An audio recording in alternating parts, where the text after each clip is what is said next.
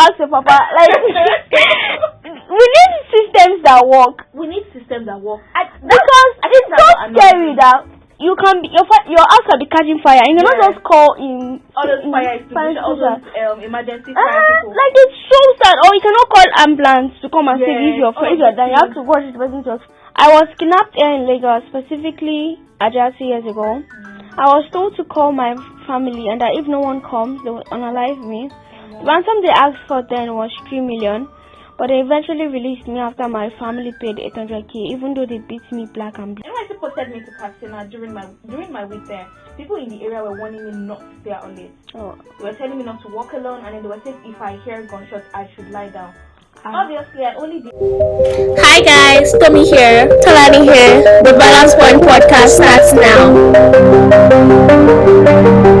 Hi guys. Welcome back to Balance Point. Welcome back to the Balance Point podcast, guys. As usual, my name is Tomi and my name is Tolani. Yes, and we cannot wait to hear what we have for you today. Oh, anyway, let's move. All right. Today, before we go into today's topic, actually, my week. Let me talk about it. Okay. I went to tailor. Apart from work, actually, my week has been boring. It's just work. Yeah. But I did go to tailor. I'm finally in the era where all of my friends are getting married. And so I have like 4 weddings coming up, and I'm like, hey, we're outside. One day on this episode, we'll talk about the amount that tailors charge. But that day will not be today. No way. My week was pretty busy. Like, I'm even basically tired in this episode. Like, I had a very long week. I've been out hunting. It's been stressful, but it's been good. Hopefully, I find a cute apartment. I know, right? So, if you know any place, just send us. Why do you keep telling me that? Send it now. Give me good news. But yes, without much ado, let's go into today's topic. Today's topic is I'm annoyed. I don't even know. It's a really difficult topic, but based on everything that's been going on in Nigeria, awareness on insecurity in Nigeria, and we just want to talk about it, have a conversation about it, and and as usual, we do dilemmas and questions. We're on fire. We do dilemmas and questions, basically. Yes. Okay. So, do you want to start? Sure. So this is Funke. She's saying, should people vote or be safe? Everyone always shouts, go out and vote, but every single election, there are thugs attacking polling units, shootings, people getting injured and even getting killed. Oh, wow. Okay. Ballot box snatching. The last election that happened, I went out to vote after my father warned me not to go. I still did, because my vote must count. But my center in Ibadan, a lot of things happened. Like, we were threatening to use knife and broken glasses on voters. There was shouting, there was fighting. They were even trying to harass the voters with weapons in their hands. Oh, wow. I did vote, but I'm still very traumatized. I get people that stay at home and not vote, honestly, because even when you do it, it doesn't count. And you might not go home the same way you came. Is it fair to shame people for not voting when insecurity is real? Honestly, like, deciding when to vote and when not to vote, it's not even a obviously people should still go out and vote, but definitely, like, look at your surroundings. Survival instinct needs to first. If anything is going on that is weird in that center, like, you can leave and go. But, like, why does that happen, though? Like, why would you go to vote and then there are people... I've seen it. It happened in Lagos too. Like, now, even underage voting, the voting system was supposed to be practicing democracy. But it's not really giving demo. Biometrics. They said we can use, but everything just scattered. My own is. Are they not like police officers or like people that can stop this thing? But I realize that they'll just be sitting and standing by. The systems are very true. They're not really doing a lot. I think most importantly is for you to actually be. Like, listen to your instinct. Yeah, your survival instinct. Trust your God. Once you know you're not safe, carry your bag and be going to your house. Like, you cannot die for Nigerian problem. Yes, so there's no gambling at all. Like, you can't. Once you know that, they're really beginning to move a kind of way. Carry your bag. I feel like our parents are looking always scared. That's I remember during COVID time. Now. Like, our parents are like, nah, you guys ain't going anywhere. Well, I did though, but like, I mean, I want Nigeria to be better. But so, I would love our one of country. the, like steps you can take to ensure that. But people should not be Like, discouraged because I'm actually happy representation. that last election, even though I was underage then I could not vote. People actually turned out very well, especially in Lagos. That like the people actually went out to vote, which is that's the energy we need. Yeah. Yes. Amarachi, she says NYC wants me to serve, but I want to survive. NYC posted me. That's crazy. NYC posted me to Katsina during my week there. People in the area were warning me not to stay out late. Oh. They were telling me not to walk alone, and then they were saying if I hear gunshots, I should lie down. Obviously, I only did 1 week and redeployed to Abeokuta. But I think about people that have no choice but to go to their assigned states. I honestly think they should start posting people to their fatherland instead of places in the north that are not really safe. People need this, do you understand? People need this NYC certificate for job data, but we also need our lives. Because why am I supposed to prove patriotism in a place where I'm constantly scared that I won't make it to the next day? This is so true. This reminds me of the video I literally saw this morning. So apparently they posted this guy to KB. And it was calling out government officials, like, was putting them on a blast, like, are you people not hearing what's going on? Like, go me to this kind of place? Even with those people going and like the road trip, the NYC people that died, that lost their lives. Like every single day, you see one news after another with just really sad news that are not even good for the mental health and actually not good for the country. I don't even know if it's that our governments are like maybe so out of touch. They're tone deaf.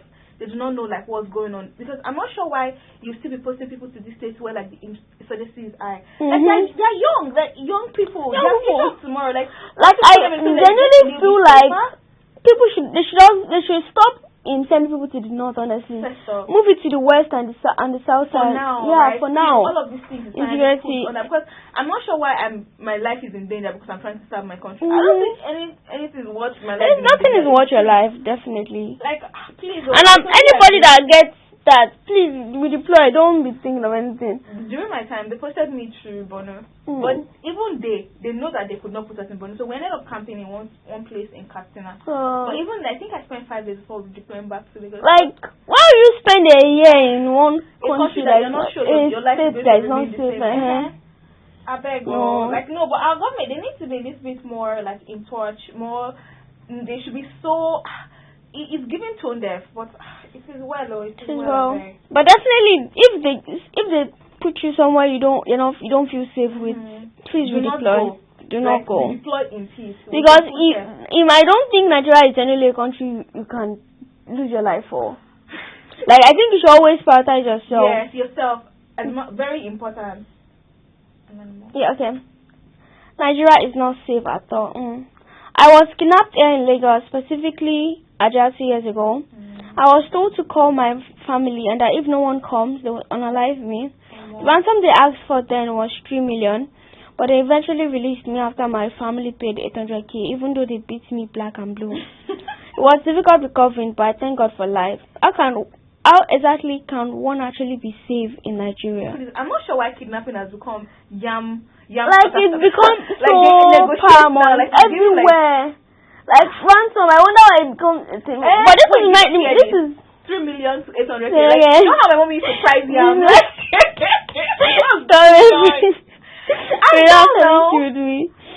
is making me remember the case of our mom always tells us about how she almost got kidnapped, and it was basically her and my aunt, and they were in the car. They already took them to the car and they already blindfolded them and everything, and they were saying things they would do in their language, not knowing that my mom is Igbo. So basically they were saying obviously all the nasty stuff and stuff, but my mom was Igbo, so she just pleaded in Igbo that because no, okay, like all the Igbo.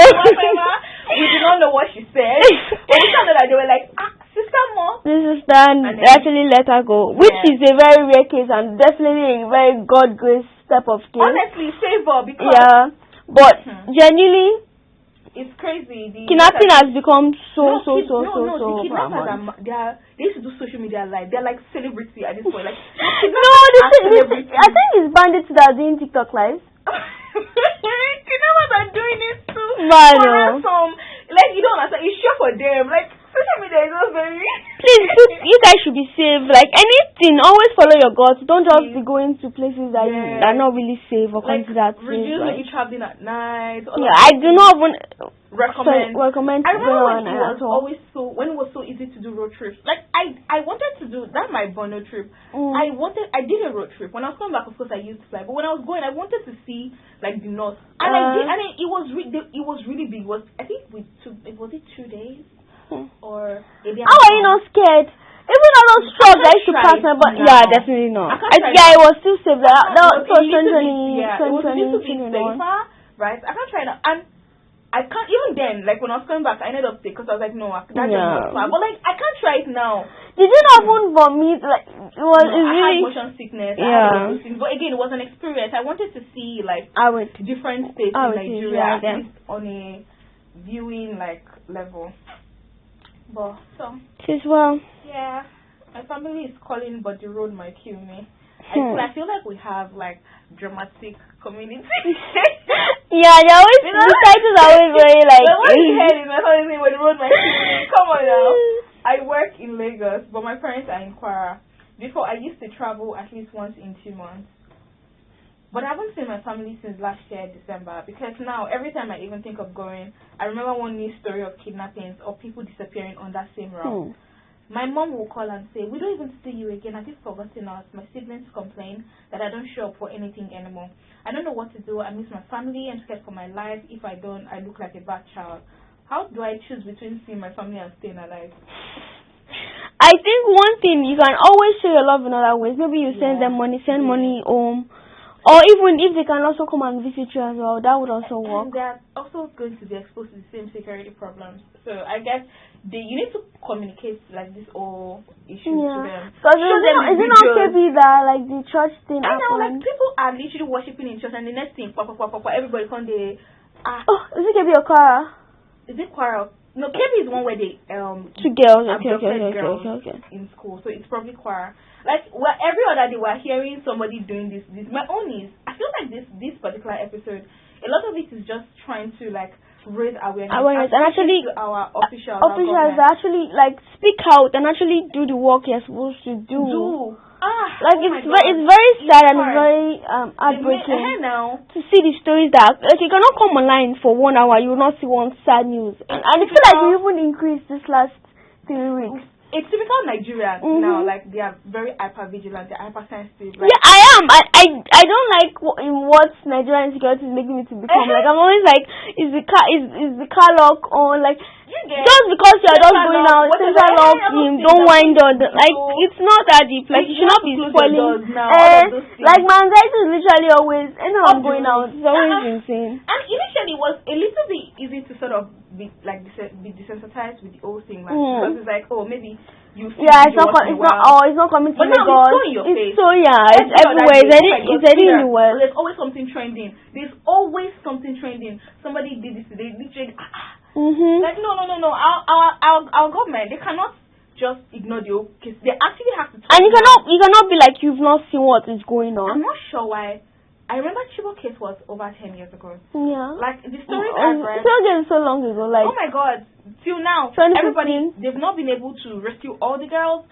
And when you hear the stories of people that were rescued or that escaped... And what are they even doing with the girls? Like, I don't know why they take... They make them do a lot of things, so... Yeah. Oh my god, like, it's crazy. It's insane. Rape, and it's can we actually be like what is actually those people go? What is that? A lot of the time they don't even ask ransom, or they will ask things weird things. Like I don't know. Like I feel like I don't get the point. To actually start to put things like it has become so systematic, like as if it's a normal thing. When we were younger, I remember this old like what's it called? When thieves came to our house like 4 times back to back. And even at that time, it wasn't even as like bad as now. Like genuinely, to even exist is becoming scary because also like anything like literally Nigerians, and especially because we do not really have like systems that actually work in terms of like police that you cannot call or even emergency number. We'll get there. Yeah, we'll get there. Because I'm not sure. Like Nigeria is too big. Like now, Giant of Africa is too big for things that used to be humbling us. Oh my god. It's really insane. I genuinely just want the best. Anyway, for this question, I'll just say please communicate with them. Yeah. Because we've gotten sidetracked with this.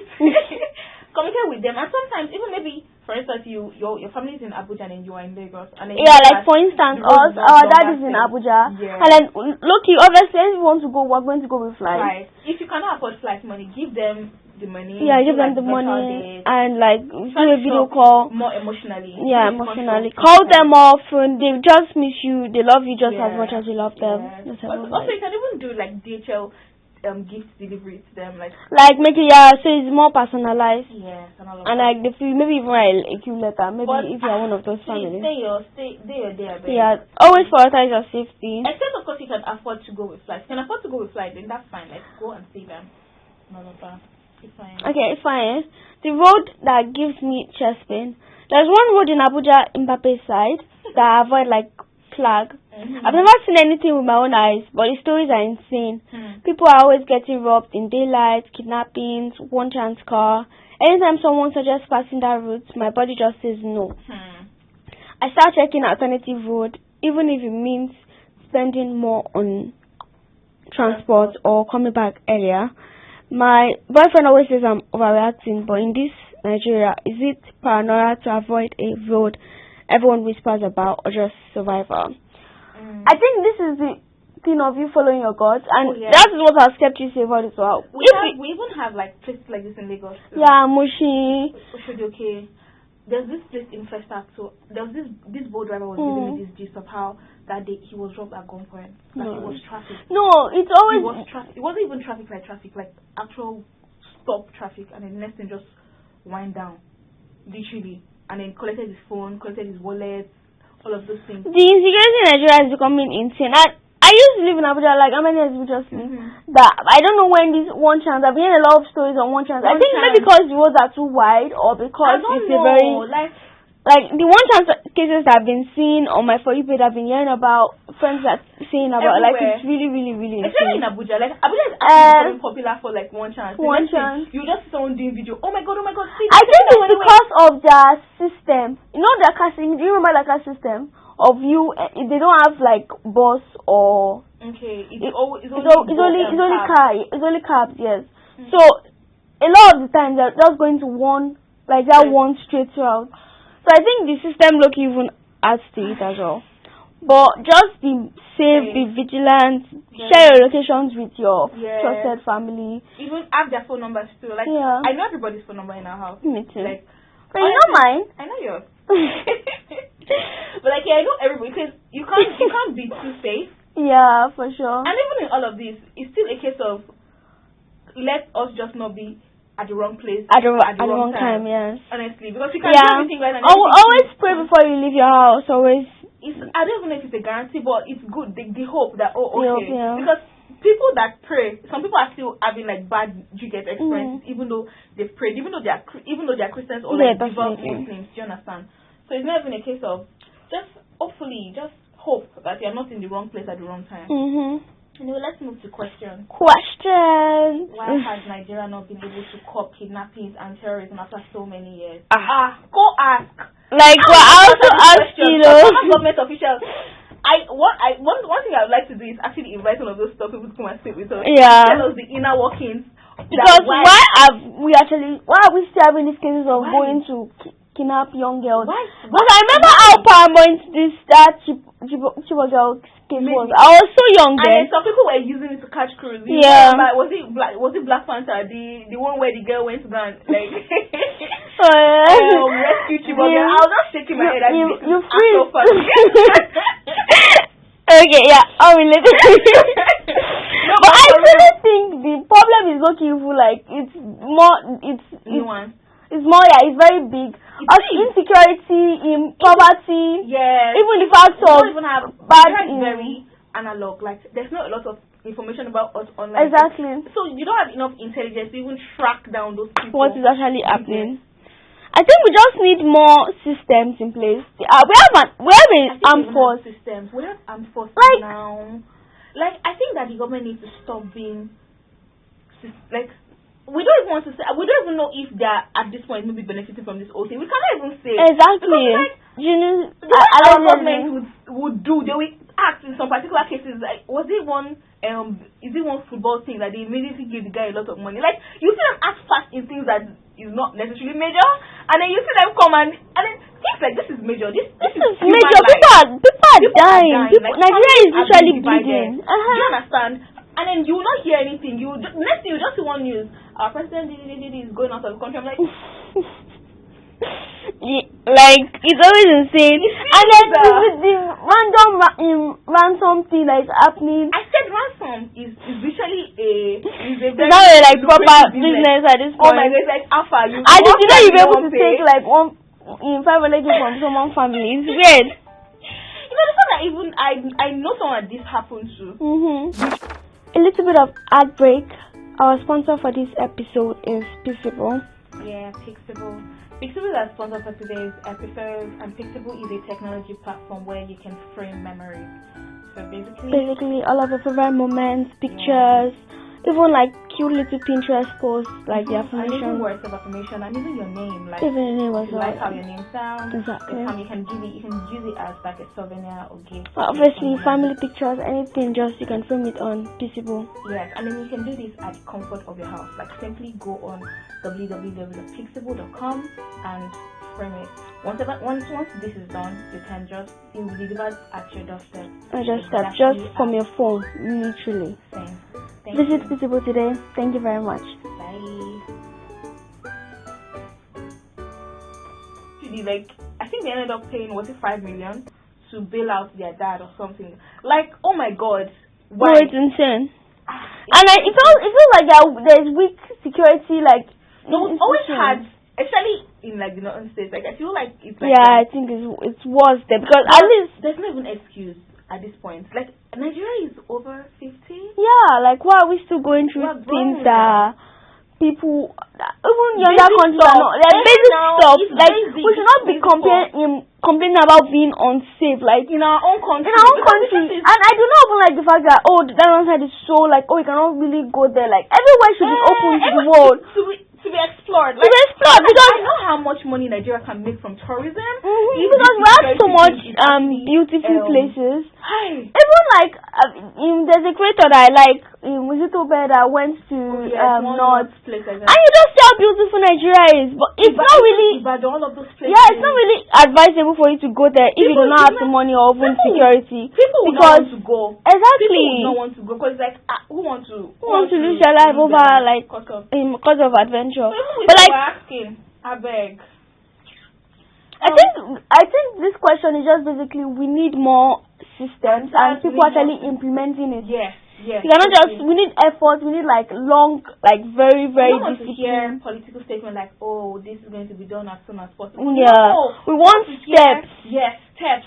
Transparency, what is being done. We want even a review. Oh, this was done at this point. This is what we've gotten from this process that we have implemented, so that everybody is not so. It's even putting the country in a state of unrest, because it's like that's the people that are supposed to be protecting the other. Because actually, to just go a little bit technical, right? There's something they call exclusive list now. Exclusive list means things that are lawyer.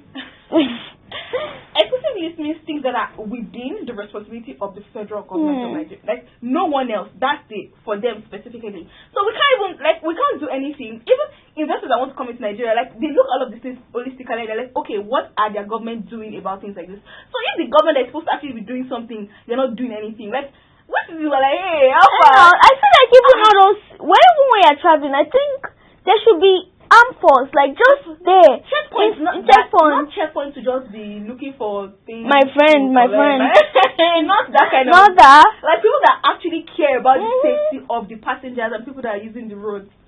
As well. Yeah. The next question: how are terrorists or bandits able to operate openly in some northern states without being stopped? I don't know. Because I haven't doing in TikTok live now. Did you see that gunman? That Kwara State church thing. Like the gunman, he did not wear mask. He was on camera. Like I can literally see his face. But and I've seen things like that too. I've heard like people saying, "Oh wow." I've seen some TikTok lives of them, like two bandits discussing on what they will do or something. Like it's insane. It's a movie. Oh my God! Like you cannot make this up at this point. Like what? If this can't be actually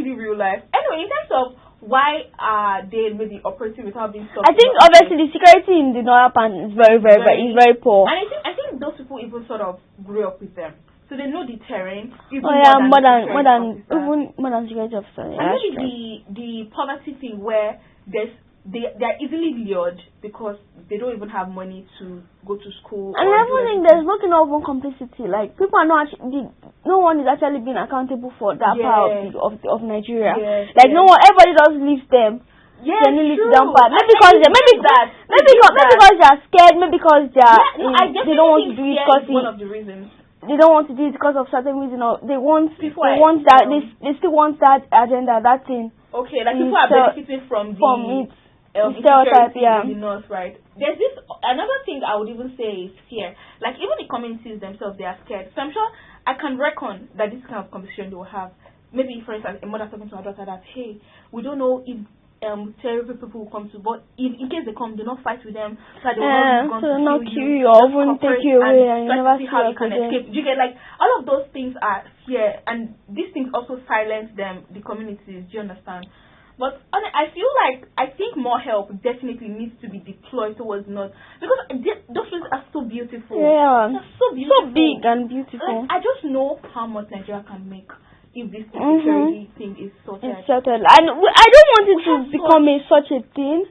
It's becoming a thing, no? I know, like it's becoming a thing, but I don't want it to now go on for so long that it now becomes like civil war and something like that. Because and the thing is that people that actually have the money, they will leave the country. People that have the money and the power, they will leave the country and they will leave us civilians to be there. Even healthcare will suffer. Like, of course, healthcare is even already suffering because doctors are leaving because of the security. Yeah, it's making people a different conversation, right? But people will be leaving. But that's the thing. Even if people leave, they can't take everybody. Like family, like Nigeria we're very community oriented. We have families of over 100 people. Now, do you want to fly out 100 people? 100 people. Like even if your immediate family, your extended family will still be here, and it's people will still be here. So they just need to there needs to be some form of fixing. We can't continue like this. Like this is not. Why does it feel like Nigeria is becoming a war zone for ordinary citizens? Like this is because everyday activity has not become one kind of risky thing. Even just going to your neighbor, go and buy something. You have to like,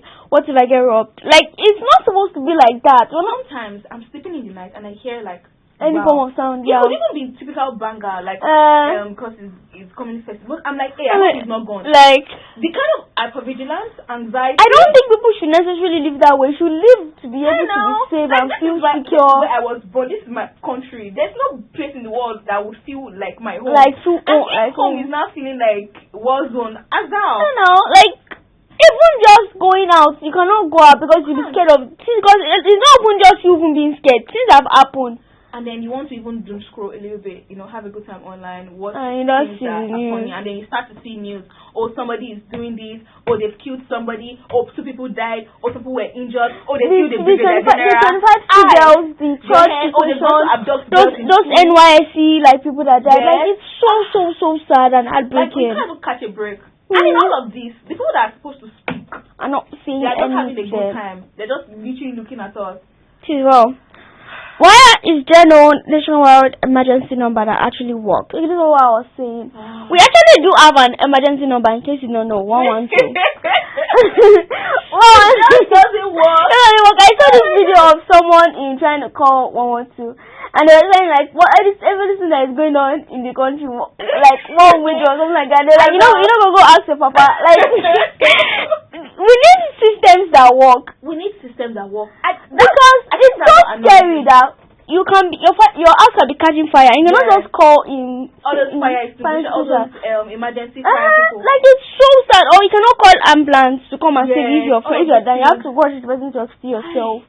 Like these are things that should happen in a same country. Exactly. Like it's not even special. Like it's actually bare minimum. Like having an emergency number that works, having a fire emergency company, having we do have, but I feel like a lot of the time they only used to even go to the island if something is going on. Even then they'll say Fred, there's no maybe fuel. They'll get there after the whole thing has happened. I've been hearing that story since I was young. That if maybe for instance test is going on, the actual police they'll come on to done. I've heard that. It always feels like they're always playing catch up. they never have preventative measures in place. It's always like they're trying to fix a problem. Like, why can't they start to, be proactive and start to implement? There's also not even a lot of funds going to the security in Nigeria. Like, I feel like people they use funds for. I think it's been diverted. I don't know. It's been diverted. I don't know if there are no funds. I don't know. I'm saying like they're not. That's what I was about to say. Like there are funds, but like it's not coming to the people that actually need to use it. One day, I'm sure saying it. We're going to have this conversation again, and then we're going to have like a government official sitting. They're going to talk to us about what's actually going on. And because we do not actually know anything about it. We do not. Government official. We done government in school. That's the thing. Like Nigeria has so much systems, so much rules, so much laws, but it just feels like there's no implementation. Exactly. Like that is the thing. We should implement the things that we already have. So that at least you'll be able to know, okay, this one actually works in theory, but it does not work in practice. And then you move to the next step. Like it's basically it's a country. It's supposed to run effectively. Oh my God! How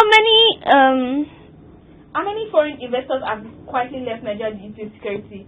Plenty. In the agricultural sector, manufacturing sector, logistic companies, big tech, all of these fintech. Oh my God! They are leaving. And they're not even coming with opportunities. I was literally having a conversation with my friend, and then he is in the AI sector, and then he was like, that he was sending these newspaper screenshots of like an AI company going to maybe India or something. I cannot remember the exact company. He's not like, why don't we have things like this in Nigeria? I'm like, do I need to tell you? We do know.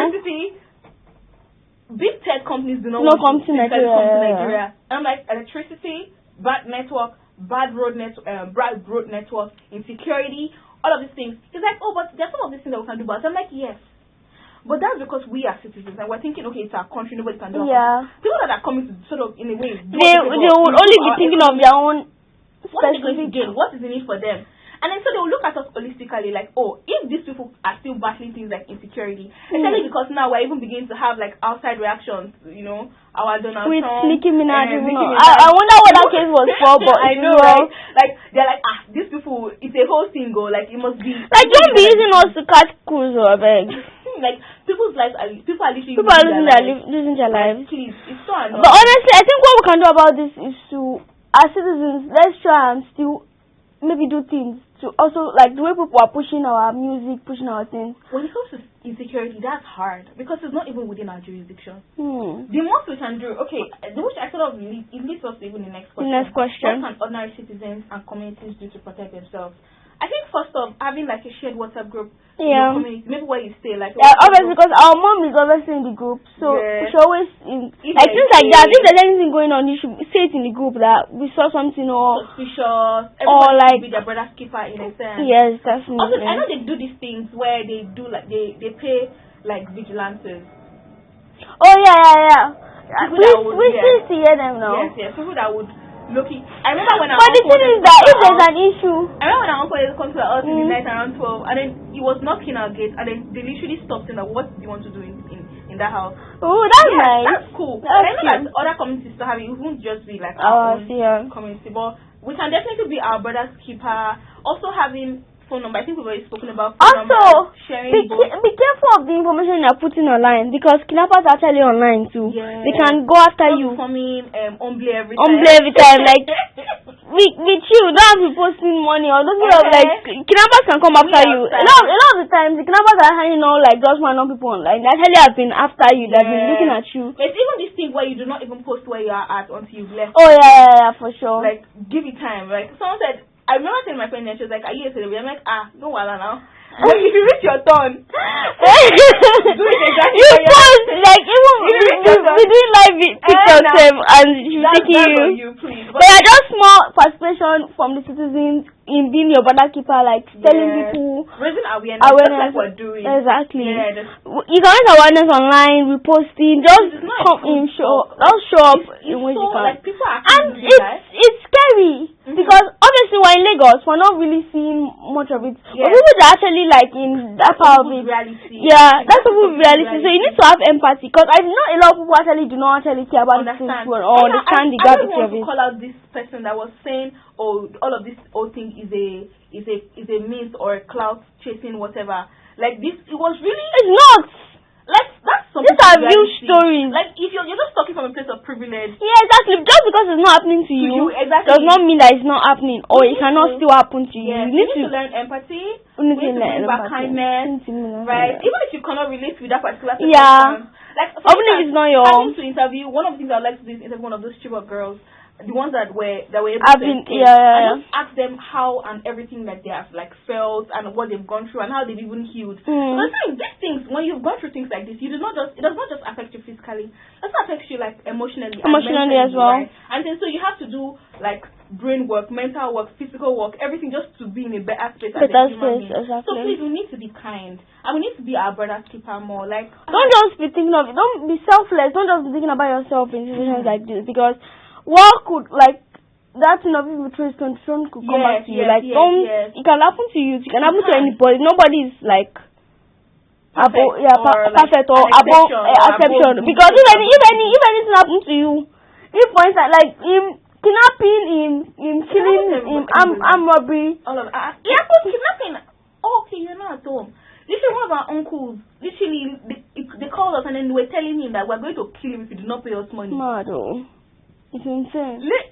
Everybody started to rally around. Okay, how much? I was in Abuja then, I think. Yeah. It happened. It's crazy. Like, it can happen to anybody. You can't be too safe. You can't even. I don't even think it's a case of pray. Like this. Yeah, it doesn't need to be. Honestly, God is protecting us and all that. To an extent. But you need to also be safe. Like you need to follow your God and don't go to places like that you're not sure. I'm not sure. There's no need to be going to. Do not go there. Like what are you looking for? Are you a macho man? Can you fight? No, maybe they want to test their fighting Krav Maga. I don't know. Like taekwondo, they'll beat you blue black. Anyways, should there be outside interventions for these insecurity issues? Personally, I do not think. I do not think so. Yeah. Honestly, so we need to look at like the pros and cons. Like these people have better intelligence. They can really hit the ground running. But the countries they have gone to have not done well. We see Palestine. We see Libya. Like they've not actually done well. So I genuinely do not think what Nigeria needs is outside intervention. I think what we need is our government being accountable and actually implementing this system that they've already put in place. Because I know there are some systems in place. Or start new systems that work if what they're doing is not working. Right? They should do an auditing. Also, we that are responsible need to be brought to the open. Like, there needs to be more transparency. Like, you cannot be putting things underground. Show us what's going on. Oh my God. It's so sad, but obviously everybody should be safe. Like, always be your brother's keeper. Follow your God. Don't go to anywhere you're not supposed to go. Prioritize your safety. And lock your doors. Hopefully, pray that you're not in the wrong place at the wrong time. And that even if that happens, you are still alive to tell the story because. Yeah. And then we're just hoping, I think this is the last call for like our government to actually speak to us. And actually do the work. Because Nigeria is a country that everybody loves, and then I love our the country, like genuinely, and I just want the best. And then our youth, like really, like we're doing so much. Like we do our best. Like in fashion, music, movies, we're there. Like even in business, exactly. Oh my we cannot God. be doing. Like, please, we're doing. Don't spell our steals. Thank you very much. Don't crumb our style. But yes, guys. Yeah, that is the end of this episode. It was a very fun episode and very something that you actually you see what is going on in your country and you actually think about it. Yeah. But anyway, you guys do not forget to watch our other episodes. And make sure you subscribe and comment. Turn on the notification button as well. So when we post, you actually do see it. And please subscribe, I know, right? Please. Because we have views, but people don't subscribe. Thank you very much. The episode was so good. I like it. Yeah. Have a good day.